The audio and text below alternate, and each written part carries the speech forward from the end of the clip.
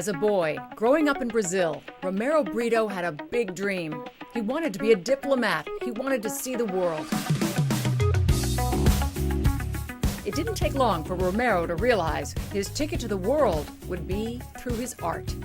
One of 9 children and money tight, there were no art supplies. But with scraps of paper and whatever paint he could find, Romero's talents began to emerge, painting at every chance.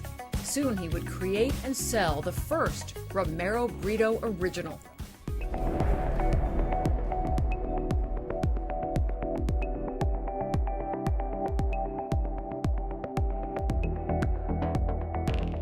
It was like a collage of stamps that I took from my mother's letters, and I did like a bouquet of flowers with orange in the stamps. It was like, and I tried to sell to my teacher. She didn't want it to buy.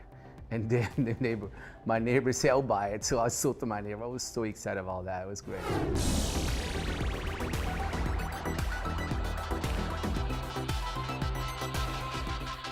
The first sale at age 14, an artist was born. My challenged childhood brought me to where I am right now because, you know, I see the possibilities. I see how many things can be possible for me in my art. Romero had a gift, and he wanted to share that gift. Miami would soon welcome the still unknown artist, and it's in Miami where Romero's career took off. Romero's vibrant, bold, and colorful art and South Florida were made for one another. And soon everyone learned his name and his signature painting style. Absolute Vodka commissioned Romero for its campaign, putting him in the same category as the great Andy Warhol. The success that followed is the stuff of Hollywood movies. An artist who just months before was painting on the streets hits it big. I've been very blessed, basically, because, you know, I know that in the arts it's very rare, you know, this to happen. You know, you see, you know, the world that so many people doing so many things, but the arts is a very unique, you know, world. You know, it's like, it's not like any other business, you know. So I've been very lucky and blessed to have this gift, and it's been a great time because, you know, a lot of time, you know, an artist, you can have an amazing talent, but if you are not open to possibilities, you know, and all that talent can be like all gone because now you cannot have people to share because you don't, you know, I can imagine artists that they don't want to share their art to people, with people out there. Everyone wanted a Britto, from royalty to heads of state to business moguls, movie stars, sports stars, rock stars, and just about everyone in between.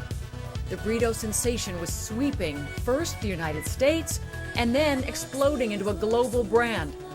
From monumental pyramids in London's Hyde Park, an exhibit at the Carrousel du Louvre in the Salon de la Société Nationale des Beaux-Arts, the first living artist to ever have a show at the Sumaya Museum in Mexico, Super Bowls, World Cups, Olympics, and on and on and on, even going full circle back to his native Brazil to open Carnival with a tribute to his career.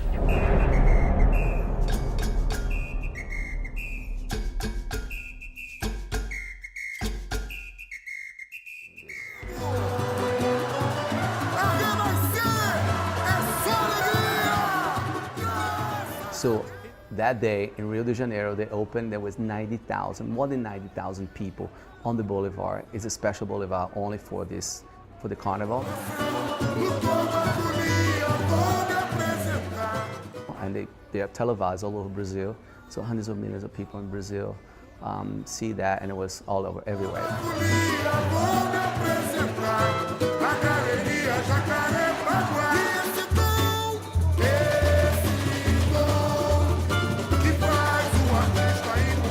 I couldn't believe that. I was so nervous.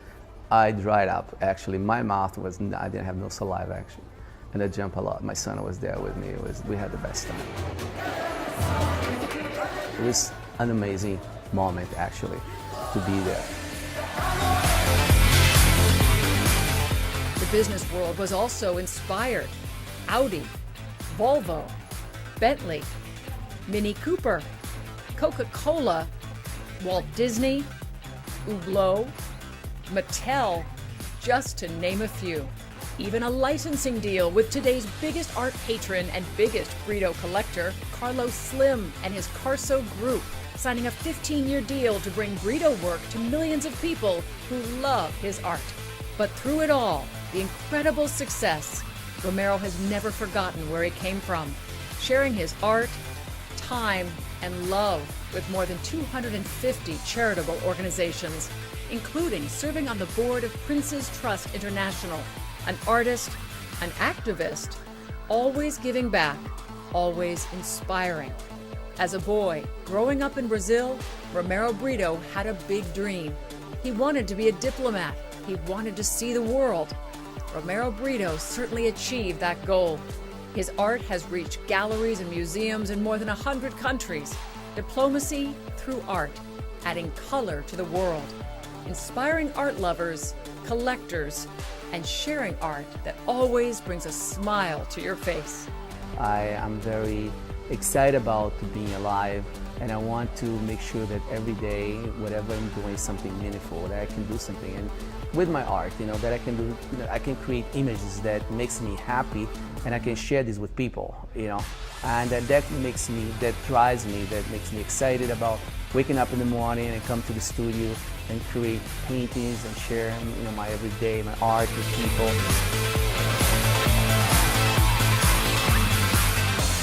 I care, and I love what I do, and I definitely want to make the best of everything.